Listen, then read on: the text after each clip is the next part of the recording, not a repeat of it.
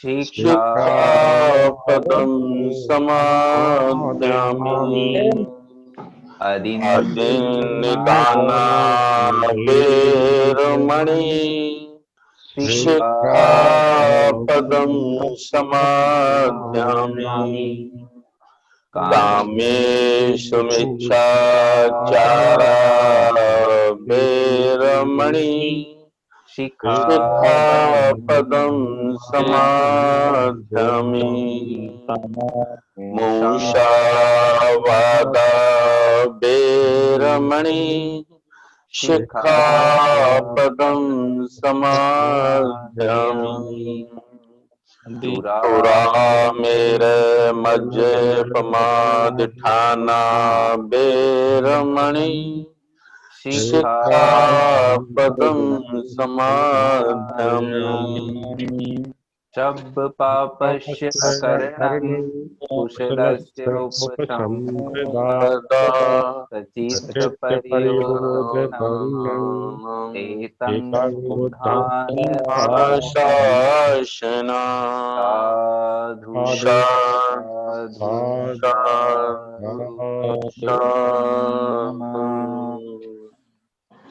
धम्मं नमामि संघं नमामि। सभी को सादर जय भीम, नमो बुद्धाय, जय प्रबुद्ध भारत। आज के कार्यक्रम की अध्यक्षता कर रहे हमारे राष्ट्रीय अध्यक्ष माननीय धर्म प्रकाश भारती जी से मेरा अनुरोध है कि आज के बुद्ध धम्म वाचन करने की अनुमति दें और दिशा निर्देश दें। सभी साथियों को नमो बुद्धाय, जय भीम। राष्ट्रीय बौद्ध महासभा द्वारा बुद्ध और उनका धम्म ग्रंथ, जिसको बाबा साहब डॉक्टर अंबेडकर जी ने लिखा है, हम चाहते हैं कि ये ग्रंथ भारत के प्रत्येक घर में पढ़ा जाए, इसको समझा जाए, इससे संस्कार लिए जाएं। इस उद्देश्य की पूर्ति के लिए राष्ट्रीय बौद्ध महासभा ने प्रत्येक बुधवार को सुबह 7 बजे से बुद्ध और उनके धम्म का वाचन कार्यक्रम शुरू किया है। जितने भी साथी इसमें भाग लेते हैं, मैं उन सब के लिए बहुत बहुत आभार व्यक्त करता हूं, धन्यवाद करता हूं और अपने कार्यकारी अध्यक्ष माननीय मास्टर बादल सिंह बौद्ध जी से निवेदन करता हूं कि आज का वाचन कार्यक्रम शुरू कराएं। बहुत बहुत धन्यवाद। बहुत बहुत धन्यवाद साहब, माननीय सर। अब मैं आज के प्रथम वाचक और द्वितीय वाचक प्रबोधनकार से मेरा अनुरोध है, माननीय उपासका रुचि आजाद जी आज का वाचन प्रारंभ करें। Bring the joy. Be loud, be proud. सभी साथियों को हम म्यूट कर रहे हैं, सिर्फ दोनों प्रबोधनकार और साहब का माइक खुला रहेगा। आजाद जी का माइक अनम्यूट कर लें माननीय उपासका जी रुचि आजाद जी, और अपना वाचन प्रारंभ करें।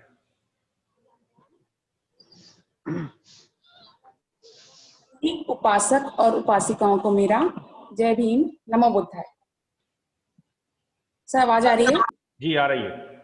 जी, जैसा कि हम सभी जानते हैं, जीवन में प्रकाश, ज्ञान और सुख शांति के लिए हमें एक प्रेरणा की, एक अद्भुत शक्ति की आवश्यकता होती है, जो बाबा साहब ने हमें बुद्ध और उनके धम्म नामक पुस्तक में दी है। इस जो पुस्तक को, महान ग्रंथ को हम अपने जीवन में अनुसरण करें, धारण करें, इसी मंगल कामना के साथ मैं अपना वाचन प्रारंभ करती हूँ। भाग 5 गा। धम्म तभी सधम्म कहला सकता है जब वह मैत्री की वृद्धि करे। धम्म तभी सधम्म है जब वह यह शिक्षा देता है कि केवल प्रज्ञा प्राप्त नहीं है, उसके साथ शील का होना भी अनिवार्य है। प्रज्ञा आवश्यक है, लेकिन शील और भी अधिक आवश्यक है।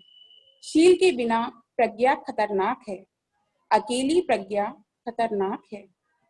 प्रज्ञा आदमी के हाथ में दुधारी तलवार है। शीलवान आदमी के लिए हाथ में होने पर वह खतरे में पड़े हुए आदमी की रक्षा कर सकती है, लेकिन शील रहित आदमी के हाथ में होने पर वह किसी की हत्या भी करा सकती है। इसलिए प्रज्ञा से भी शील अधिक महत्वपूर्ण है। प्रज्ञा विचार, धम्म तथा सम्यक विचार है। शील आचार धम्म है, सम्यक आचरण है। प्रज्ञा विचार, धम्म तथा सम्यक विचार है, शील आचार धम्म है, सम्यक आचरण है। भगवान बुद्ध ने शील के 5 मूलाधार निश्चित किए हैं। एक का संबंध जीव हिंसा से है, तो दूसरे का संबंध चोरी से है, तीसरे का संबंध काम भोग संबंधी मिथ्याचार से है, चौथे का संबंध झूठ बोलने से है, पांचवें का संबंध नशीले पदार्थों का सेवन करने से है। इन 5 मूलाधार को लेकर तथागत ने लोगों को जीव हत्या से विरत रहने के लिए कहा, चोरी से विरत रहने के लिए कहा, सकाम भोग संबंधी मिथ्याचार से विरत रहने के लिए कहा, झूठ बोलने से विरत रहने के लिए कहा तथा शराब आदि नशीले पदार्थ ग्रहण करने से विरत रहने के लिए कहा। भगवान बुद्ध ने शील को विद्या की अपेक्षा अधिक महत्व दिए जाने का कारण स्पष्ट किया है। ज्ञान का उपयोग आदमी के शील पर निर्भर करता है। शील से अलग ज्ञान का कोई मूल्य नहीं। यही तथागत के कथन का सार है। एक दूसरे स्थान पर उन्होंने कहा, संसार में शील के समान कुछ नहीं। शील ही आरंभ है, शील ही शरण स्थान है, शील ही समस्त अच्छाइयों की जननी है, शील ही सर्वप्रथम है। इसलिए अपने शील को शुद्ध करो।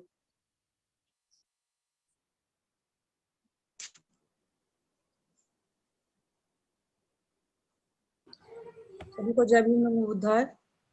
जय भीम। धम्म तभी सधम्म है जब वह यह शिक्षा देता है कि प्रज्ञा और शील के साथ साथ करुणा का होना भी अनिवार्य है। बौद्ध धम्म की आधारशिला क्या है, इस पर विभिन्न मत हैं। क्या केवल प्रज्ञा ही बुद्ध धम्म की आधारशिला है? क्या केवल करुणा ही बुद्ध धम्म की आधारशिला है? इस विवाद के कारण भगवान बुद्ध के अनुयायी 2 मतों में विभक्त हो गए थे। एक मत का कहना था कि अकेली प्रज्ञा ही भगवान बुद्ध के धम्म की आधारशिला है। दूसरे मत का कहना था कि अकेली करुणा ही बौद्ध धम्म की आधारशिला है। ये दोनों मत अभी भी विभक्त हैं। स्वयं बुद्ध के वचनों के अनुसार दोनों मत गलत प्रतीत होते हैं। इसमें कोई मतभेद नहीं कि बौद्ध धम्म के 2 स्तंभों में से एक प्रज्ञा है। विवाद इस बात पर है कि क्या करुणा भी उनके धम्म का स्तंभ है।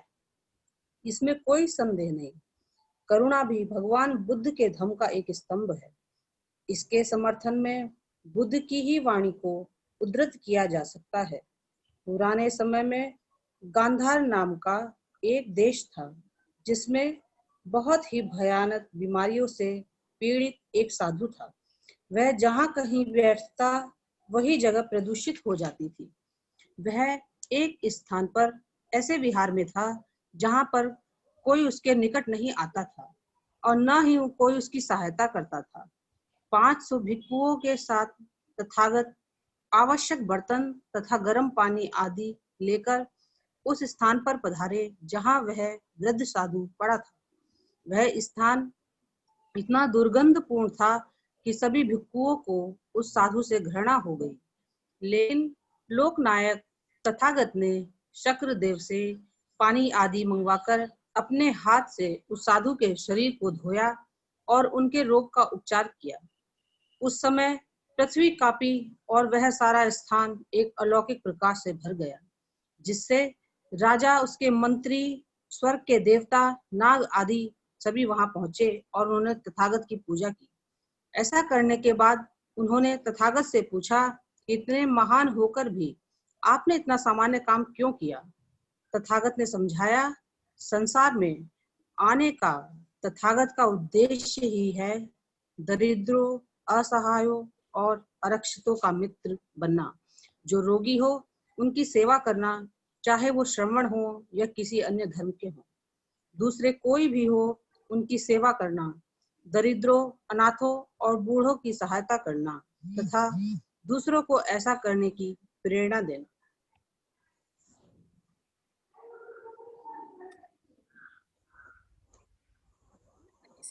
सकता है जब वह यह शिक्षा दे कि करुणा से भी अधिक मैत्री की आवश्यकता है।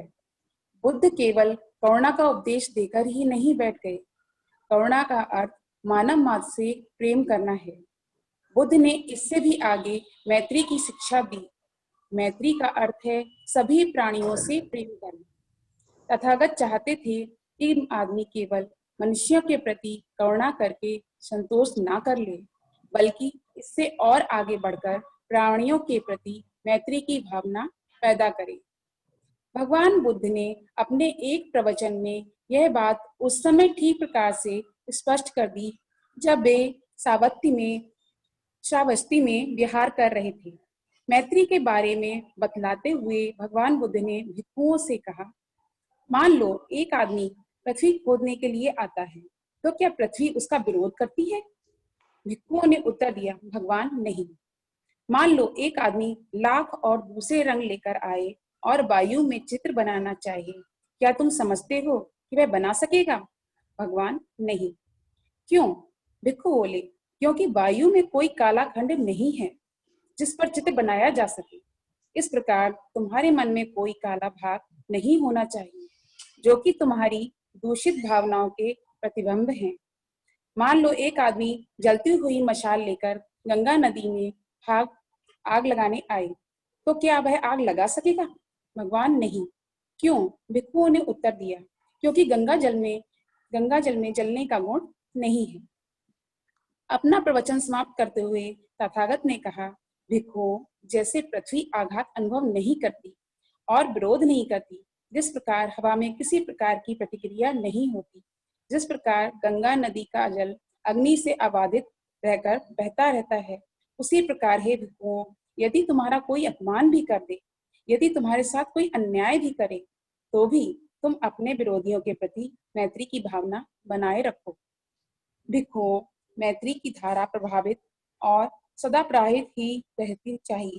तुम्हारा यह पवित्र कर्तव्य रहे कि तुम्हारा मन पृथ्वी की तरह दृढ़ हो, वायु की तरह स्वच्छ हो, गंगा नदी की तरह गंभीर हो। यदि तुम ऐसा करोगे तो तुम्हारी मैत्री आसानी से बाधित नहीं होगी। कोई तुम्हारे साथ अप्रिय व्यवहार ही क्यों ना करे, जो भी तुम्हें हानि पहुंचाएंगे वे स्वयं ही थक जाएंगे। तुम्हारी मैत्री की परिधि विश्व की तरह असीम होनी चाहिए और तुम्हारी भावना विशाल होनी, जिससे मापा भी ना जा सके और जिसमें कई द्वेष का विचार भी पैदा ना हो सके। मेरे धर्म के अनुसार करुणा का अभ्यास ही पर्याप्त नहीं है, मैत्री का अभ्यास किया जाना भी आवश्यक है। अपने प्रवचन में भगवान बुद्ध ने भिक्षुओं को एक कथा सुनाई जो स्मृति में रखने के योग्य है।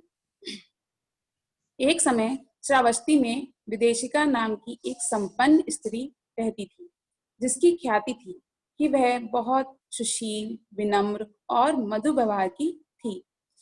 उसकी नौकरानी थी जिसका नाम काली था।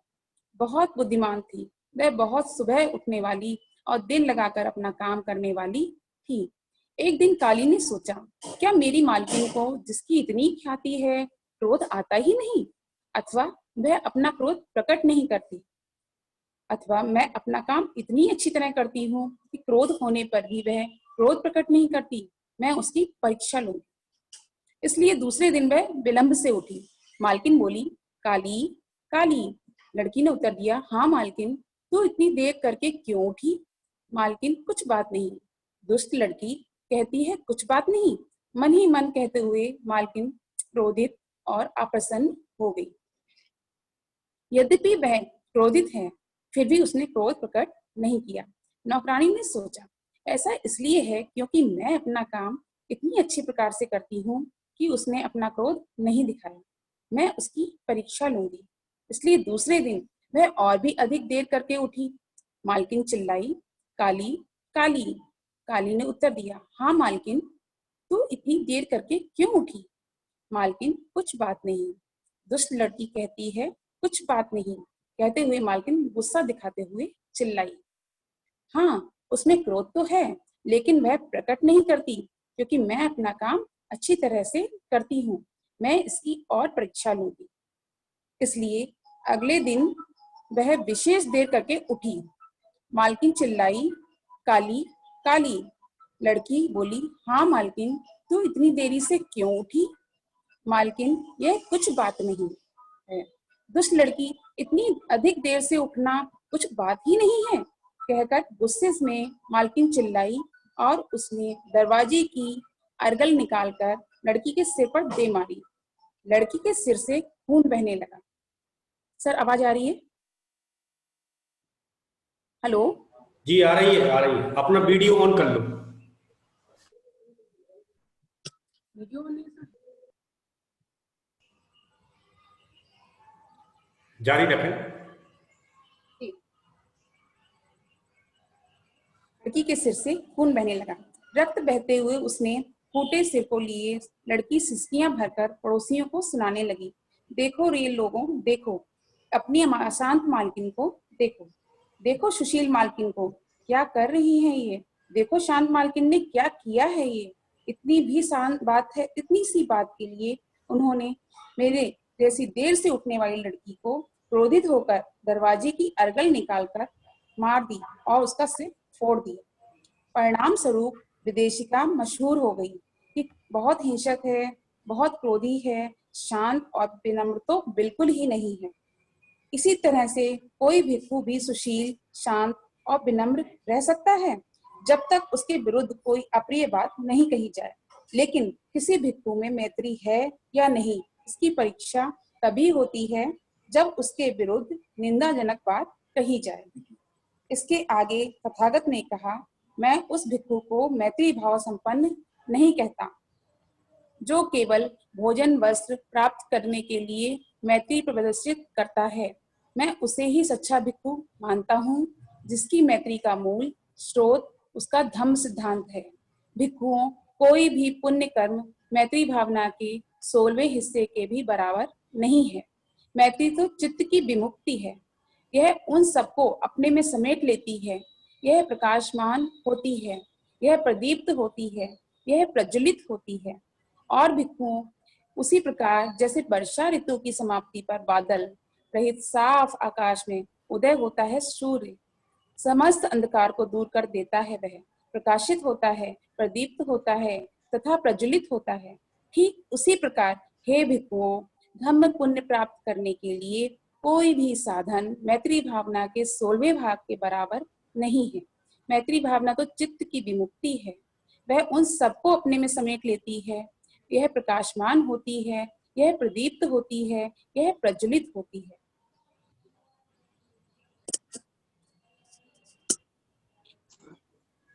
धम्म तभी सधम्म हो सकता है जब वह समस्त सामाजिक भेदभावों को मिटा दे। धम्म तभी सधम्म हो सकता है जब वह आदमी और आदमी के बीच की दीवार को गिरा दे। एक आदर्श समाज क्या है?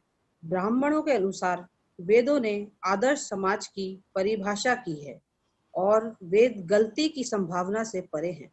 अतः उनके द्वारा परिभाषित समाज ही आदर्श समाज है जिसे आदमी स्वीकार कर सकता है।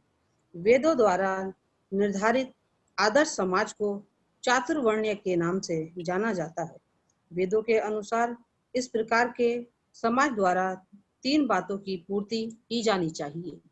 इसमें 4 वर्ण होने चाहिए: ब्राह्मण, क्षत्रिय, वैश्य तथा शूद्र। इन वर्णों का आपसी संबंध क्रमिक असमानता के सिद्धांत पर आश्रित होना चाहिए। दूसरे शब्दों में, ये सभी वर्ण एक दूसरे के समान नहीं होने चाहिए, बल्कि प्रतिष्ठा, अधिकार और सुविधाओं की दृष्टि से उन्हें एक दूसरे के ऊपर नीचे होना चाहिए। सबसे ऊपर ब्राह्मणों को रखा गया है, क्षत्रियों को ब्राह्मणों के नीचे किंतु वैश्य के ऊपर रखा गया है, वैश्यों को क्षत्रियों के नीचे किंतु शूद्रों से ऊपर रखा गया है और शूद्र को सबसे नीचे रखा गया है। चातुर्वर्ण्य की तीसरी विशेषता यह है कि प्रत्येक वर्ण अपने लिए निश्चित पेशे में लगा रहे। ब्राह्मण का पेशा है पढ़ाना और धार्मिक संस्कार करना। क्षत्रिय का पेशा है शस्त्र धारण करना और लड़ना। वैश्य का पेशा है व्यापार तथा दूसरे कारोबार करना। शूद्र का पेशा है ऊपर के तीनों वर्णों की सेवा करना, उनके सभी दासोचित काम करना। कोई एक वर्ण दूसरे वर्णों के पेशों में अतिक्रमण नहीं कर सकता, वह उनके पेशे की सीमा में पैर नहीं रख सकता। इस आदर्श समाज के सिद्धांत को ब्राह्मणों ने उचित ठहराया और लोगों में इसका प्रचार किया। यह स्पष्ट है कि चातुर्वर्ण्य के सिद्धांत का प्राण ही असमानता है। यह सामाजिक असमानता किसी ऐतिहासिक विकास का परिणाम नहीं है। असमानता ब्राह्मणवाद का शास्त्र सम्मत सिद्धांत है। भगवान बुद्ध ने इसका जड़ मूल से विरोध किया है। भगवान बुद्ध जातिवाद के बहुत कट्टर विरोधी थे और समानता के सबसे बड़े समर्थक थे। जातिवाद और असमानता के समर्थन में दिया गया कोई भी ऐसा तर्क नहीं है जिसका उन्होंने खंडन ना किया हो। ऐसे अनेक ब्राह्मण थे जिन्होंने इस विषय में बुद्ध को चुनौती दी, लेकिन तथागत ने उन्हें हराकर एकदम मौन कर दिया। अश्वलायन सूत्र में एक कथा इस प्रकार कही गई कि एक बार सभी ब्राह्मणों ने अपनों में से एक अश्वलायन नाम के ब्राह्मण को राजी करके भगवान बुद्ध के पास भेजा कि वह जाकर जातिवाद और असमानता के विरुद्ध व्यक्त किए गए बुद्ध के विचारों का खंडन करे। अश्वलायन तब भगवान बुद्ध के पास गया और उसने ब्राह्मणों की श्रेष्ठता का पक्ष भगवान बुद्ध के सामने रखा। उसने कहा, श्रमण गौतम, ब्राह्मणों का मत है कि ब्राह्मण ही उच्च वर्ग के हैं, शेष उनसे नीचे हैं। ब्राह्मण ही शुक्ल वर्ण हैं, शेष सब वर्ग कृष्ण वर्ग के हैं। पवित्रता का वास केवल ब्राह्मणों में है, अब्राह्मणों में नहीं। केवल ब्राह्मण ही ब्रह्मा के औरस पुत्र हैं, उसके मुख से उत्पन्न हैं, उसके रचे हुए हैं, उसके पैदा किए हुए हैं तथा उसके उत्तराधिकारी हैं। श्रमण गौतम का इस विषय में क्या कहना है? तथागत के उत्तर ने अश्वलायन के तर्क को ध्वस्त कर दिया। बुद्ध ने कहा, अश्वलायन, क्या ब्राह्मणों की ब्राह्मण पत्नियां ऋतुमती नहीं होती, गर्भ धारण नहीं करती और संतान का प्रसव नहीं करती? यह होते हुए भी क्या ब्राह्मणों का वही मत है जो तुमने कहा है? यद्यपि ब्राह्मण भी वैसे ही स्त्रियों से उत्पन्न होते हैं जैसे अन्य लोग होते हैं। अश्वलायन कोई उत्तर न दे पाया। तब बुद्ध ने आगे अश्वलायन से एक और प्रश्न किया, अश्वलायन, यदि एक क्षत्रिय एक ब्राह्मण कन्या से सहवास करे तो संतान कैसी होगी? क्या वह पशु संतान होगी या मानव संतान होगी? फिर भी अश्वलायन के पास कोई उत्तर न था। जहां तक नैतिक विकास की संभावना है, तो क्या एकमात्र ब्राह्मण ही इस देश में अपने मन में प्यार विकसित कर सकता है जो घृणा और द्वेष से मुक्त हो? अश्वलायन ने उत्तर दिया, नहीं, चारों वर्ग के लोग कर सकते हैं। अश्वलायन, क्या तुमने कभी सुना है कि यवन और कंबोज देशों में तथा अन्य पड़ोसी देशों में भी तो दो तरह के वर्ग होते हैं, एक स्वामी, दूसरा गुलाम। एक स्वामी कभी गुलाम हो सकता है और एक गुलाम कभी भी स्वामी बन सकता है। अश्वलायन ने कहा, हाँ, मैंने ऐसा सुना है। यदि तुम्हारा चातुर्वर्ण्य एक आदर्श समाज है, तो फिर यह पूरे संसार में क्यों नहीं? इनमें से किसी भी एक बात को लेकर अश्वलायन ने अपने जातिवाद और समानता के पक्ष का समर्थन नहीं कर सका। उसे एकदम मौन ही रहना पड़ा। अंत में अश्वलायन बुद्ध का शिष्य हो गया। वासेट नाम के एक ब्राह्मण ने तथागत का धर्म ग्रहण कर लिया था। दूसरे ब्राह्मण इस धर्म के परिवर्तन के लिए उसे गालियां देते थे।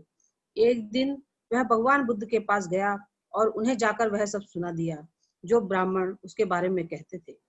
वासेट ने कहा, भगवान, ब्राह्मण इस प्रकार कहते हैं कि ब्राह्मण का ही सामाजिक स्तर श्रेष्ठ है, बाकी सबका निम्न है। केवल ब्राह्मण ही सामाजिक श्रेणी में श्रेष्ठ होता है, दूसरे निम्न श्रेणी के होते हैं। केवल ब्राह्मण ही शुक्ल वर्ण का होता है और दूसरे कृष्ण वर्ण के होते हैं। केवल ब्राह्मण ही शुद्ध वशोत्पन्न है और अब्राह्मण नहीं।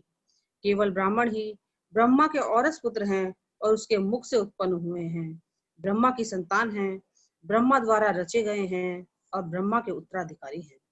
जहाँ एक तुम्हारी बात है, तुम अपने अभिजात वर्ग का त्याग करके उस नीच वर्ग में सम्मिलित हो गए हो जिसमें निम्न वर्ग है।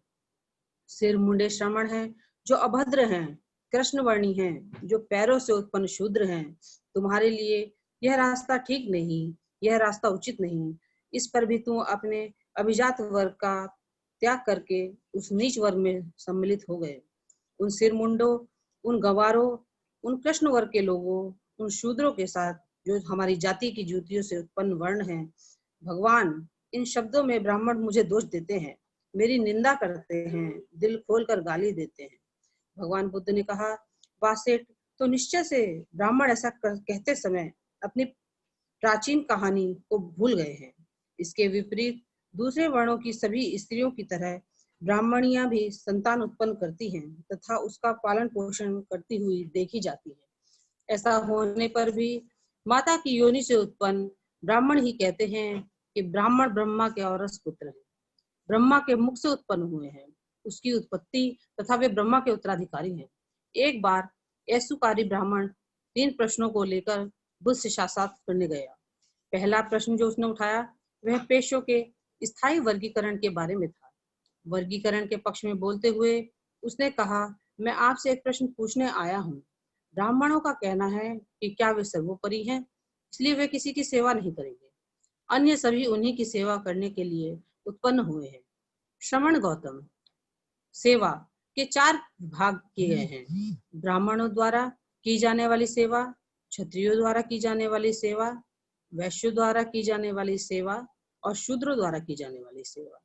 किंतु एक शूद्र की तो कोई दूसरा शूद्र सेवा ही कर सकता है, दूसरा कौन शूद्र की सेवा करेगा? श्रमण गौतम, आपका इसके बारे में क्या मत है? भगवान बुद्ध ने ऐसुकारी ब्राह्मण से एक प्रति प्रश्न पूछकर उसके प्रश्न का उत्तर दिया। तथागत ने कहा, क्या सारा संसार ब्राह्मणों के इस वर्गीकरण के ही अनुसार है?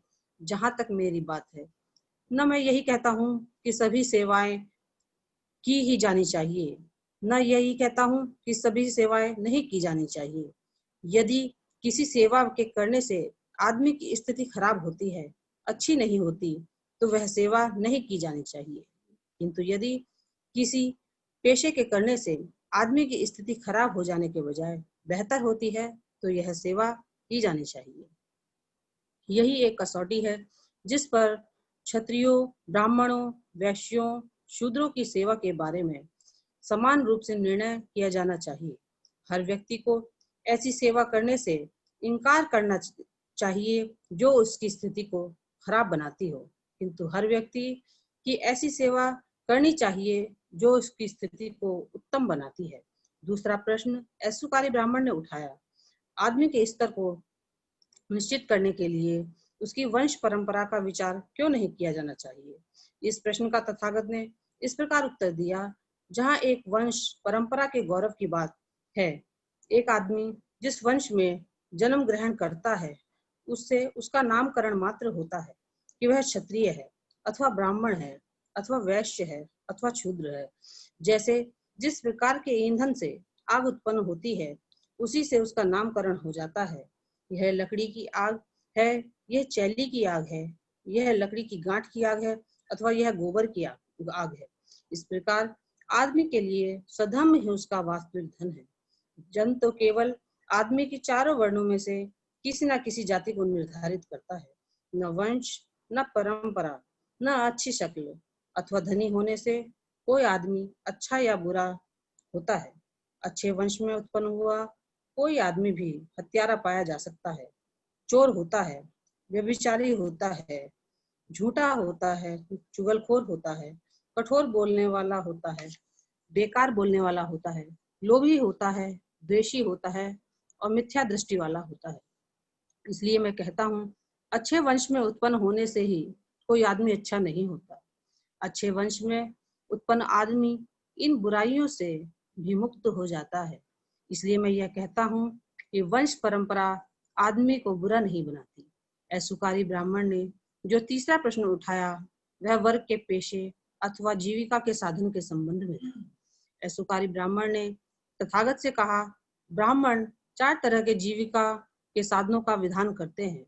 ब्राह्मणों के लिए भिक्षा, क्षत्रियों के लिए तीर कमान और वैश्यों के लिए व्यापार और पशुपालन तथा शूद्रों के लिए बहंगी पर धान ढोना। यदि इनमें से कोई अपना पेशा छोड़कर किसी दूसरे का पेशा करता है तो यह उसके लिए अच्छा नहीं। ठीक वैसे ही जैसे कोई अभिरक्षक ही किसी दूसरे की संपत्ति पर अधिकार कर ले। श्रमण गौतम का इस बारे में क्या मत है? भगवान बुद्ध ने प्रश्न किया, क्या सारा संसार इस ब्राह्मणी वर्गीकरण के अनुरूप है? असुकारी ब्राह्मण ने उत्तर दिया, नहीं। वासेट से तथागत ने कहा, जो महत्वपूर्ण होना चाहिए वह उच्च आदर्श है, ऊंची जाति नहीं। जाति नहीं, असमानता नहीं, ऊंच नहीं, नीच नहीं, सभी बराबर हैं। यही तथागत की देशना थी। दूसरों के साथ अपने आप को एक कर दो। यही सोचो, जैसे वे हैं वैसा मैं हूँ, जैसा मैं हूँ वैसे ही वे हैं, भगवान बुद्ध ने कहा। जब वह यह शिक्षा दे कि आदमी का जन्म से ही नहीं बल्कि उसके गुणों से ही मूल्यांकन किया जाना चाहिए। व्यक्ति का मूल्यांकन जन्म से नहीं गुणों से हो। ब्राह्मण जिस चातुर्वर्ण्य का उपदेश देते हैं उसका आधार जन्म था। एक आदमी ब्राह्मण है क्योंकि उसका जन्म ब्राह्मण माता पिता से हुआ है। जो क्षत्रिय माता पिता से पैदा हुआ है वह क्षत्रिय है। जो वैश्य माता पिता से पैदा हुआ है वह वैश्य है। जो शूद्र माता पिता से पैदा हुआ है वह शूद्र है। ब्राह्मणों के अनुसार आदमी की हैसियत उसके अपने जन्म पर आधारित है और अन्य किसी चीज पर नहीं। जन्माश्रित ऊंच नीच का सिद्धांत तथागत को उतना ही अरुचिकर था जितना चातुर्वर्ण्य का सिद्धांत। भगवान बुद्ध का सिद्धांत ब्राह्मणों के सिद्धांत के सर्वथा विपरीत था। उनका सिद्धांत था कि किसी आदमी के महत्व का मूल्यांकन जन्म से नहीं बल्कि उसे गुणों से ही किया जाना चाहिए। जिस अवसर पर भगवान बुद्ध ने अपने इस सिद्धांत का उपदेश दिया वह अवसर की अपनी विशिष्टता है। एक समय भगवान बुद्ध अनाथ पिंडक के चेतवना वन में ठहरे हुए थे। एक दिन पूर्वाह्न में उन्होंने अपना भिक्षा पात्र उठा लिया और शिक्षा भिक्षार्थ श्रावस्ती में प्रवेश किया। उस समय यह अग्नि प्रज्वलित थी और यज्ञ की तैयारी चल रही थी। सावती में जह घर भिक्षाटन करके भगवान बुद्ध उस अज्ञात ब्राह्मण के यहाँ गए। भगवान बुद्ध जब दूर से आता देखा तो ब्राह्मण क्रोधित हो उठा और बोला, मुंडक वहीं रहे, तुच्छ दरिद्र श्रवण वहीं रहे, वृषल वहीं रहे। यह ब्राह्मण इस प्रकार बोला तो तथागत ने उसे संबोधित करते हुए कहा, हे ब्राह्मण, क्या तू जानता है कि वृषल कौन है अथवा कौन से कर्म आदमी को वृषल बनाते हैं? नहीं श्रवण गौतम, मैं नहीं जानता कि वृषल कौन है, ना ही यह जानता हूं कि कौन से कर्म आदमी को वृषल बनाते हैं। भगवान बुद्ध ने कहा, यदि तुम यह जान लोगे कि वृषल कौन है तो इससे तुम्हारी कुछ हानि नहीं होगी। अच्छा, जब आप हट करते हो कि मैं जान लूं तो बताइए, ब्राह्मण अज्ञ बोले। ब्राह्मण जब राजी हो गया तो तथागत ने कहा, जो आदमी क्रोधी हो, द्वेष रखता हो, अनैतिक हो, पर निंदा करने वाला हो, मिथ्या दृष्टि हो और वंचक हो तो जान लो कि वह वृषल है। जो भी व्यक्ति इस संसार में प्राणियों को हानि पहुंचाता है, चाहे वे एकज हो अथवा द्विज, जिसके मन में प्राणियों के प्रति दया नहीं है तो जान लो कि वह वृषल है। जो भी कोई ग्रामों और झोपड़ियों को नष्ट करता है और घेर लेता है, जो अत्याचारी है तो जान लो कि वह वृषल है। चाहे गांव में अथवा जंगल में जो भी किसी दूसरे की चीज को छीन लेता है अर्थात चुरा लेता है तो जान लो कि वह वृषल है। जो कोई भी किसी का ऋण लेकर बिना लौटाए भाग जाता है, जब जोर देता है, मांगने पर कहता है तुझे तुम्हारी कोई ऋण नहीं देना है तो जान लो कि वह वृषल है। जो कोई भी किसी वस्तु की कामना से सड़क पर अकेले चलते हुए आदमी को मार डालता है और लूट लेता है तो जान लो कि वह वृषल है। जो कोई भी अपने हित में अथवा किसी दूसरे के हित में अथवा धन के लिए गवाही देने के लिए कहने पर झूठी गवाही देता है तो जान लो कि वह वृषल है। जो कोई जबरदस्ती या सहमति से अपने मित्रों या संबंधियों की पत्नियों के साथ अनाचार करता है तो जान लो कि वह वृषल है। जो कोई भी धनवान होने पर भी यौवनावस्था को पीछे छोड़ चुके वृद्ध माता पिता का लालन पालन नहीं करता तो जान लो कि वह वृषल है। जो कोई भी कुशल धम पूछे जाने पर अकुशल धम की शिक्षा देता है और रहस्य बनाकर शिक्षा देता है तो जान लो कि वह वृषल है। जन्म से कोई भी वृषल नहीं होता और जन्म से कोई भी शूद्र नहीं होता। यह सुनकर अज्ञ ब्राह्मण तथागत को बुरा भला कहने पर बहुत लज्जित हुआ।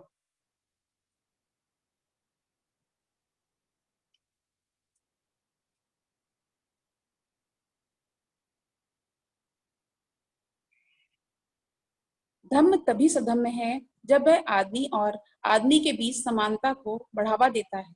यह धम्म है जो मानव समाज में देता है। आदमी असमान ही जन्म लेते हैं। कुछ हष्ट-पुष्ट होते हैं, कुछ कमजोर होते हैं, कुछ अधिक बुद्धिमान होते हैं, कुछ कम बुद्धिमान होते हैं, कुछ बिल्कुल बुद्धिमान नहीं होते हैं। कुछ अधिक सामर्थ्यवान होते हैं, कुछ कम सामर्थ्यवान होते हैं, कुछ धनी होते हैं, कुछ गरीब होते हैं। सभी को अस्तित्व के लिए संघर्ष करना पड़ता है। इस अस्तित्व के लिए संघर्ष में यदि असमानता को स्वाभाविक स्थिति स्वीकार कर लिया जाए तो सबसे कमजोर का तो कहीं ठिकाना ही नहीं रहेगा। क्या यह असमानता का नियम जीवन का नियम बन जाना चाहिए? कुछ लोग इस आधार पर हाँ में उत्तर देते हैं कि जो जीवन संघर्ष में टिकने के लिए अधिक योग्य होगा वही टिकेगा। प्रश्न यह है कि जो आदमी जीवन संघर्ष में टिके रहने के लिए योग्यतम है, क्या वही आदमी श्रेष्ठतम है? कोई भी उसका स्पष्ट उत्तर नहीं दे सकता। इसी संदेह के कारण धर्म समानता का उपदेशक देता है, क्योंकि समानता श्रेष्ठतम व्यक्ति के जीवित रहने में सहायक हो सकती है, चाहे वह व्यक्ति योग्यतम ना हो। समाज को श्रेष्ठतम आदमी चाहिए, योग्यतम नहीं। इसलिए यही प्राथमिक कारण है जिसके कारण धर्म समानता का समर्थक है। धर्म समानता का समर्थक नहीं है। भगवान बुद्ध का यही दृष्टिकोण था और इसलिए उनका यह तर्क था कि जो धर्म समानता का समर्थक नहीं है वह अपनाने योग्य नहीं है। क्या आप ऐसे धर्म का आदर कर सकते हैं या उसमें विश्वास कर सकते हैं जो ऐसे कर्म की सिफारिश करता हो जो दूसरों को दुखी बनाकर स्वयं सुखी बनाने की शिक्षा देता हो, अथवा अपने को दुखी बनाकर दूसरों को सुखी बनाने की शिक्षा देता हो, अथवा अपने को दूसरों को दोनों को दुखी बनाने की शिक्षा देता हो? क्या वह धर्म अधिक श्रेष्ठतर नहीं है जो अपने सुख के साथ साथ दूसरों के सुख में वृद्धि करता हो और किसी प्रकार की अत्याचार को सहन नहीं करता? यह कुछ प्रश्न सर्वाधिक महत्वपूर्ण थे जिन्हें भगवान बुद्ध ने उन ब्राह्मणों से पूछा जो समानता के विरोधी थे। भगवान बुद्ध का धर्म एक न्याय संगत धर्म है जो आदमी की अपनी पुण्यप्रद मनोवृत्ति से उत्पन्न होता है। चौथा खंड, धर्म और धम्म। धर्म क्या है? धर्म एक अस्पष्ट शब्द है जिसका कोई निश्चित अर्थ नहीं है। यह एक ऐसा शब्द है जिसके अनेक अर्थ हैं। इसका कारण है कि धर्म बहुत सी अवस्थाओं से होकर गुजरा है। हर अवस्था में यह धारण धर्म कहलाती है। यद्यपि एक अवस्था में इस धारण का वही अर्थ नहीं है जो बीती अवस्था में था अथवा आने वाली अवस्था में होने वाला है। धर्म की संकल्पना कभी निश्चित नहीं रही। यह समय समय पर बदलती चली आई। एक समय था जब बिजली, वर्षा और बाढ़ जैसी घटनाएं आदिम मानव की समझ से परे की बात थी। ऐसी कोई भी घटना पर काबू पाने के लिए जो भी कुछ टोना टोटका किया जाता था जादू कहलाता था। इसलिए धर्म को जादू समझा जाने लगा। तब धर्म के विकास में दूसरा चरण आया। इस चरण में धर्म का अर्थ आदमी के विश्वासों, धार्मिक कर्मकांडों, धर्म अनुष्ठानों, प्रार्थनाओं, यज्ञ बलियों के अर्थ में समझा जाने लगा। लेकिन धर्म की यह धारणा अनुमान पर आधारित है। धर्म का केंद्र बिंदु इस विश्वास से आरंभ होता है कि कोई शक्ति विशेष अस्तित्व में है जिसके कारण ये सभी घटनाएं घटती हैं और जिसे आदि मानव नहीं जानता था, न ही उसे समझ पाया था। इस अवस्था में पहुंचने पर जादू अपना अस्तित्व खो बैठा। आरंभ में यह शक्ति अपकारी थी, किंतु बाद में यह माना जाने लगा कि यह परोपकारी भी हो सकती है। ये विश्वास कर्मकांड, धर्म अनुष्ठान और यज्ञ बलियों हितैषी शक्तियों को संतुष्ट करने के लिए और क्रुद्ध शक्ति को शांत करने के लिए दोनों प्रकार से आवश्यक थी। आगे चलकर वही शक्ति ईश्वर, परमात्मा या सृष्टा कहलाई। तब धर्म का तीसरा चरण आया जब यह माना जाने लगा कि ईश्वर ने इस संसार की और आदमी की भी उत्पत्ति की है। इसके बाद धर्म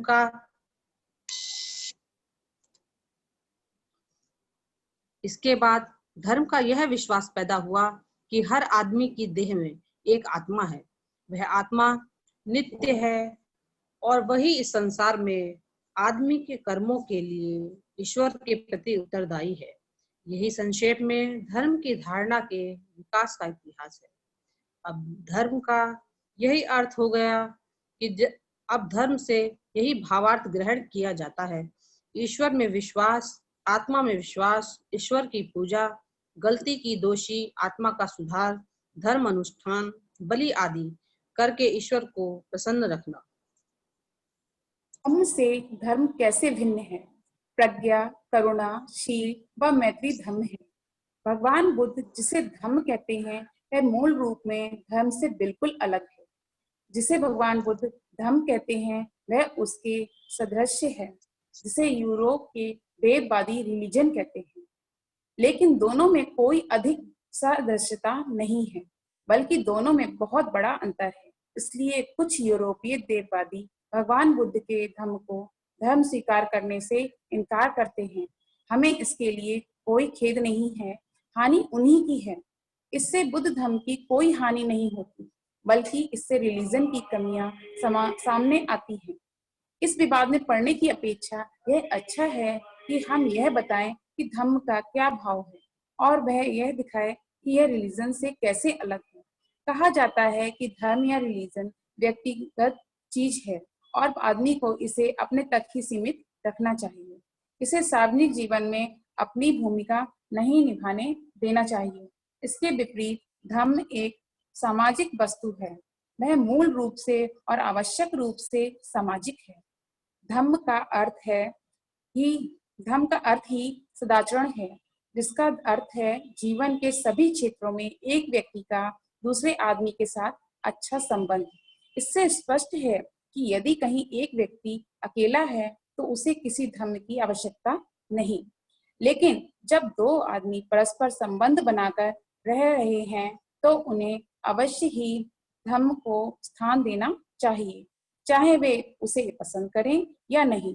दोनों में से कोई एक भी इससे अलग नहीं रह सकता। दूसरे शब्दों में धर्म के बिना समाज का काम नहीं चल सकता। समाज को 3 विकल्पों में से एक को चुनना ही पड़ेगा। समाज चाहे तो अपने शासन के उपकरण के रूप में धर्म का चुनाव ना करे। यदि शासन का उपकरण धर्म नहीं है तो धर्म कुछ भी नहीं है। इसका अर्थ है कि समाज ने अराजकता के पथ को चुना है। दूसरे समाज पुलिस अर्थात तानाशाही को शासन के उपकरण के रूप में चुन सकता है। तीसरे समाज धर्म और न्यायाधीश दोनों का चुनाव कर सकता है, चाहे लोग धर्म का पालन करने में असफल रहते हों। जहां लोग धर्म का पालन करने में असफल रहते हों, अराजकता और तानाशाही में स्वतंत्रता नहीं रह पाती। केवल तीसरी व्यवस्था में ही स्वतंत्रता जीवित रहती है। लेकिन जो स्वतंत्रता चाहते हैं उनके लिए धर्म अनिवार्य है। अब जानते हैं कि धर्म क्या है और धर्म की आवश्यकता क्यों है। भगवान बुद्ध के अनुसार धर्म के 2 आधार तत्व हैं, प्रज्ञा तथा करुणा। प्रज्ञा क्या है? प्रज्ञा किस लिए? प्रज्ञा का अर्थ है बुद्धि। भगवान बुद्ध ने प्रज्ञा को अपने धर्म के 2 स्तंभों में से एक माना है, क्योंकि वे अंधविश्वास के लिए कहीं कोई स्थान नहीं छोड़ना चाहते थे। करुणा क्या है और करुणा किस लिए? करुणा का अर्थ है प्रेम, क्योंकि उसके बिना समाज ना तो जीवित रह सकता है और ना ही उन्नति कर सकता है। यही करुणा है कि भगवान बुद्ध ने करुणा को अपने धर्म का दूसरा स्तंभ बनाया। भगवान बुद्ध के धर्म की यही परिभाषा है। धर्म से धर्म की परिभाषा कितनी भिन्न है। भगवान बुद्ध द्वारा दी गई धर्म की यह परिभाषा कितनी प्राचीन और फिर भी कितनी आधुनिक है, कितनी आदिम और फिर भी कितनी मौलिक। किसी से उधार नहीं ली गई, फिर भी कितनी सच्ची।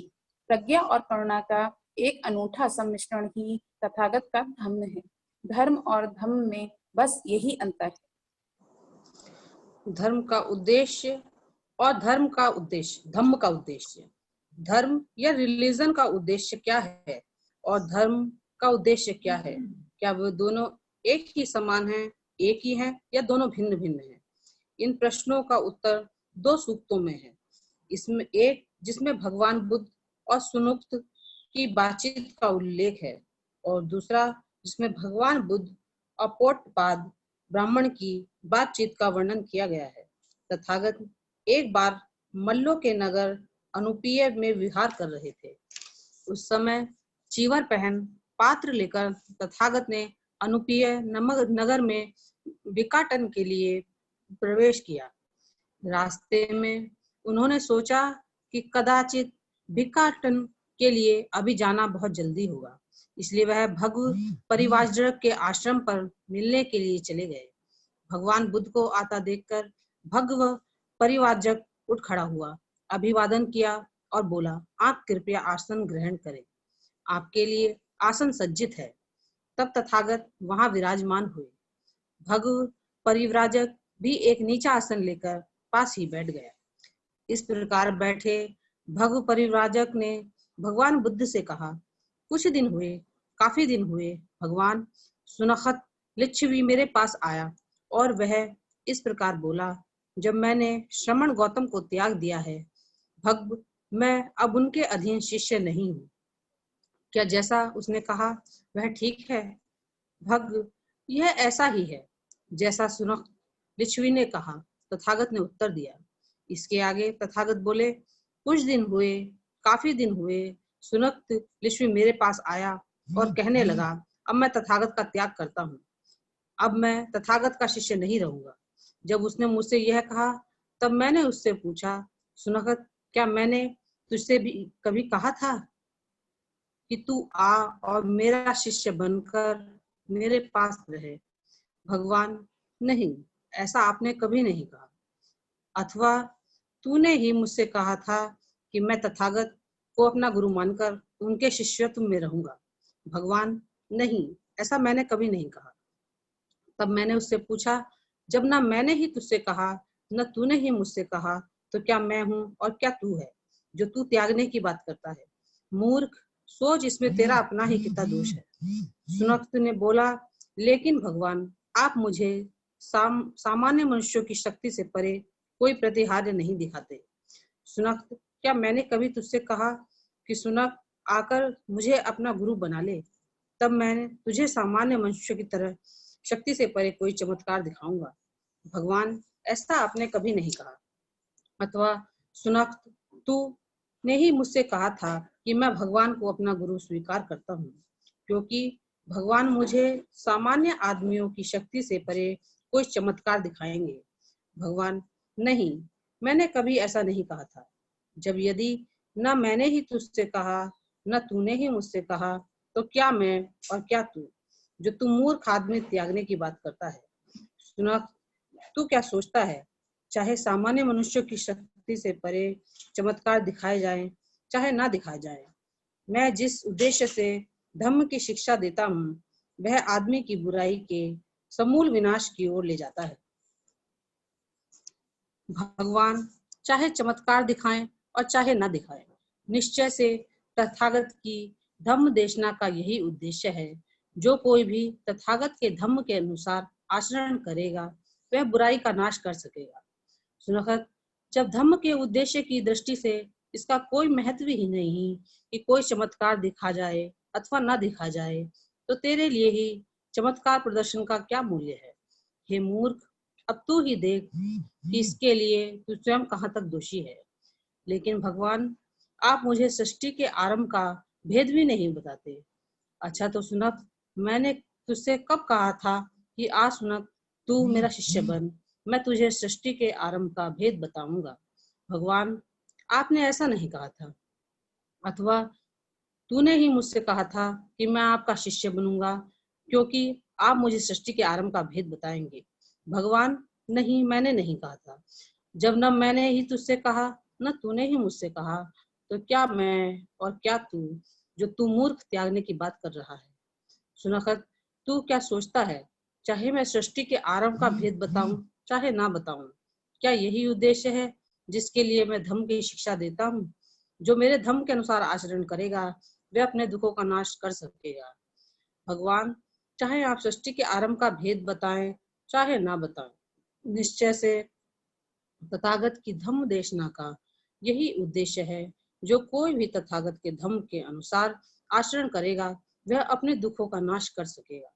सुनखत, जब धम्म के उद्देश्य की दृष्टि से इसका कोई महत्व ही नहीं, चाहे सृष्टि के आरंभ का भेद बताया जाए चाहे ना बताया जाए, तो तेरे लिए इसका क्या लाभ है कि सृष्टि के आरंभ का भेद बताया जाए।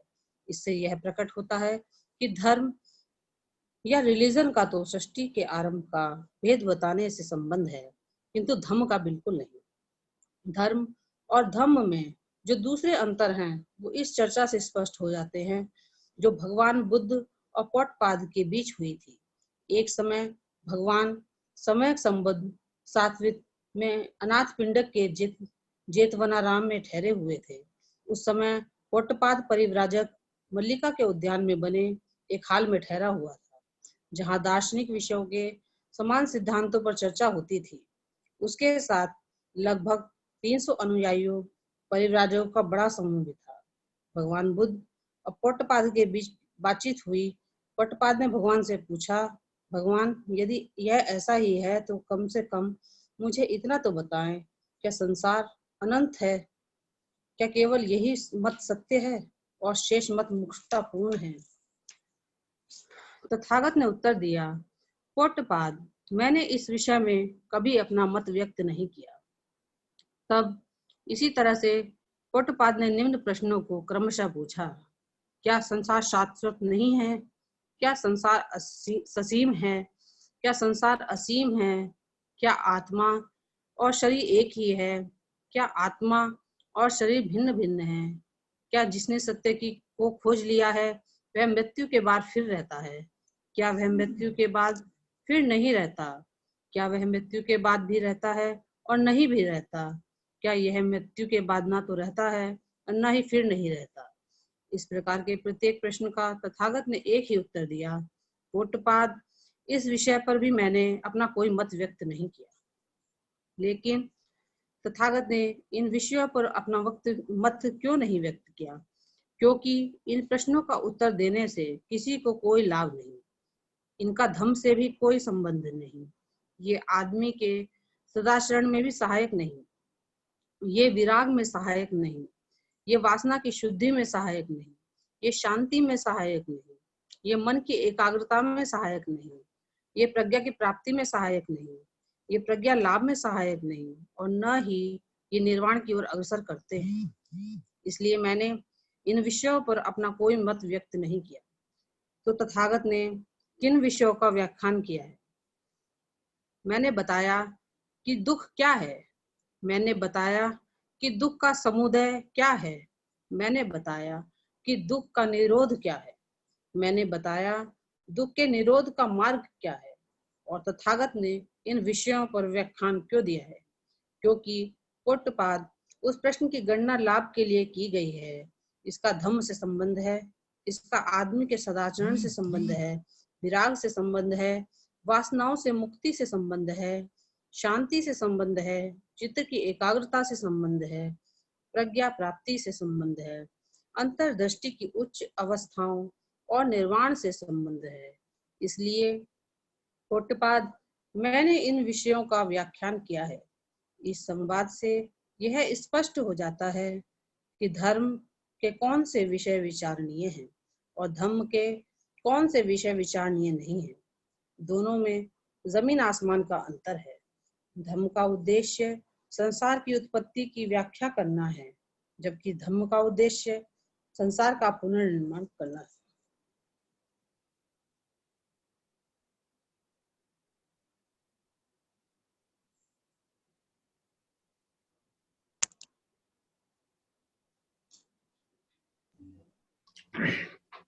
माननीय बादल बोस साहब। बस लास्ट।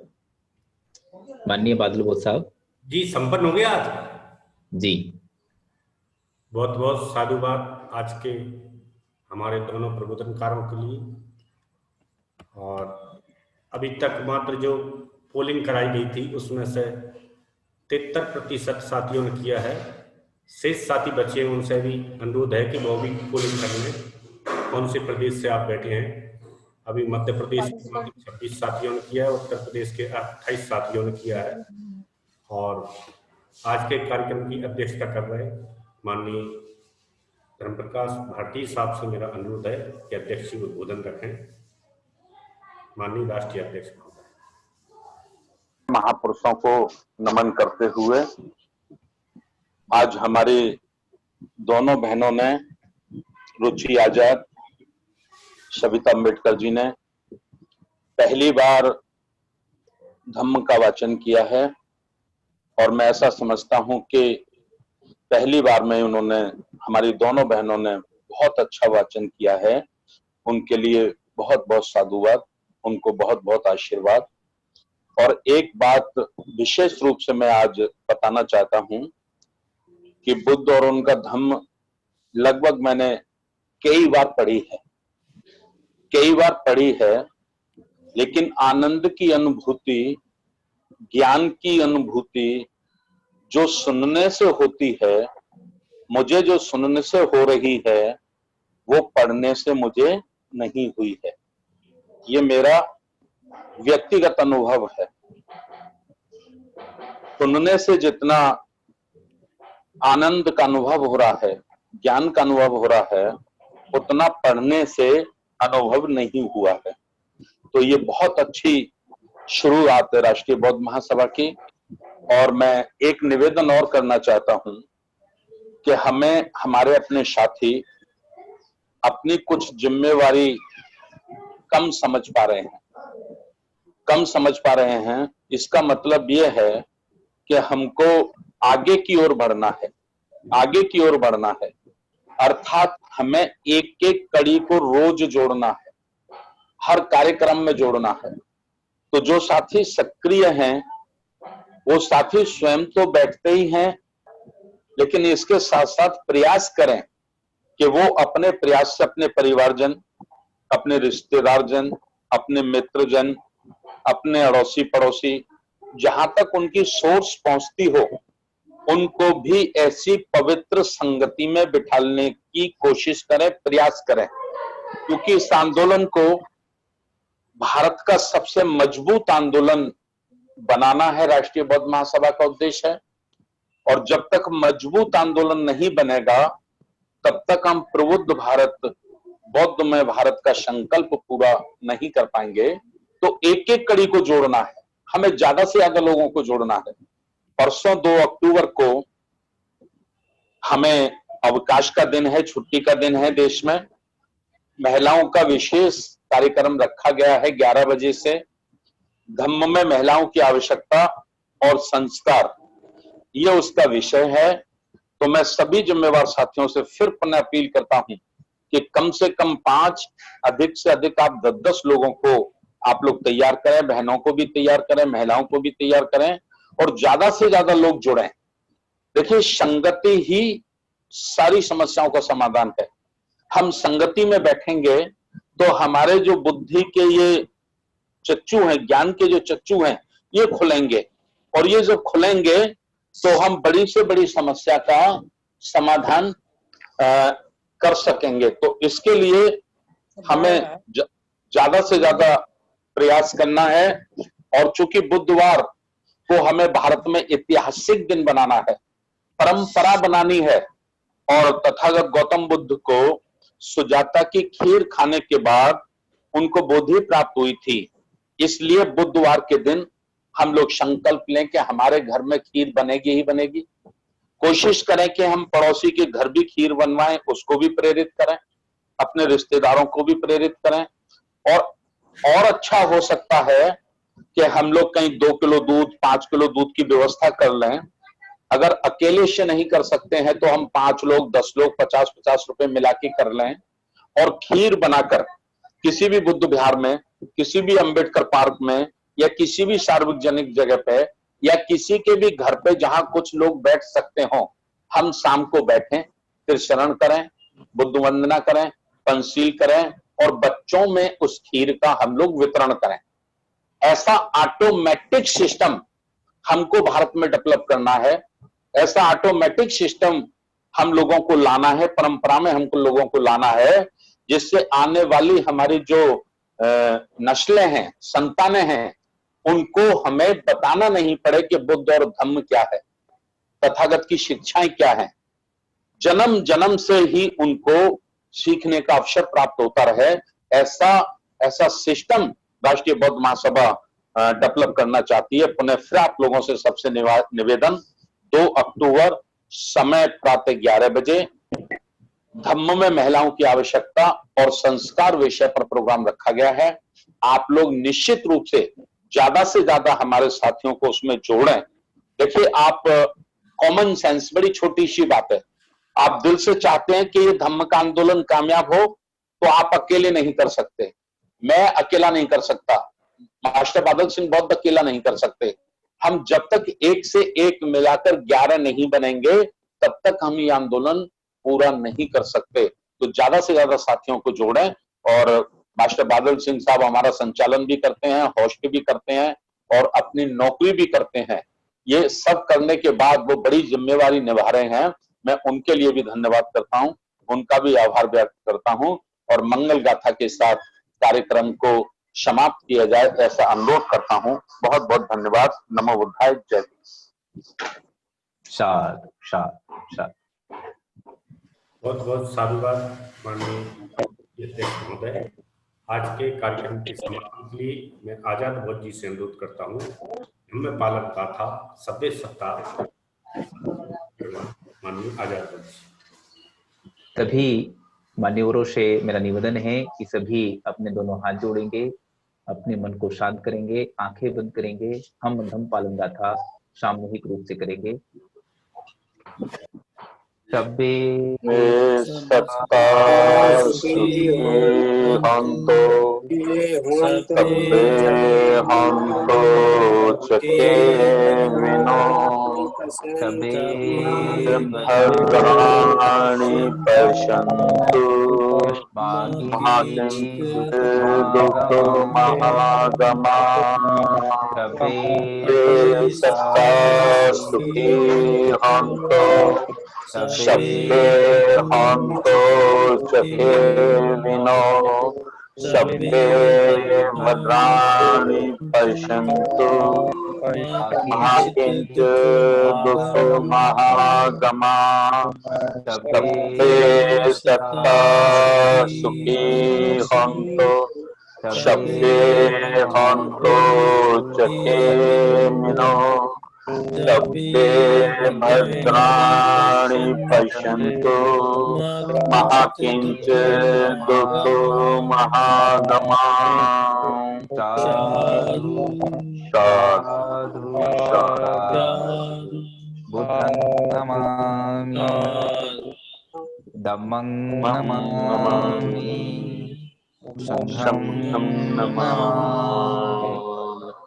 संसार के सारे प्राणी सुखी रहें, निरोग रहें, कुशल रहें, सबका मंगल हो, सबका मंगल हो, सबका मंगल हो, सबका मंगल हो। और आज का कार्यक्रम यहीं समाप्त किया जाता है। जय भीम नमो बुद्धाय। सभी जय भीम नमो बुद्धाय। जय भीम नमो बुद्धाय। जय भीम सभी नमो साथियों को बुद्धाय। क्रांतिकारी जय भीम नमो बुद्धाय। जय भीम नमो बुद्धाय। जय भीम नमो बुद्धाय साहब। नमो बुद्धाय। जय भीम सभी साथियों। सभी साथियों को जय भीम नमो बुद्धाय। कार्यक्रम अब समापन होता है। आप सभी के मास्टर साहब जी को नमो बुद्धाय। नमो बुद्धाय सर। नमो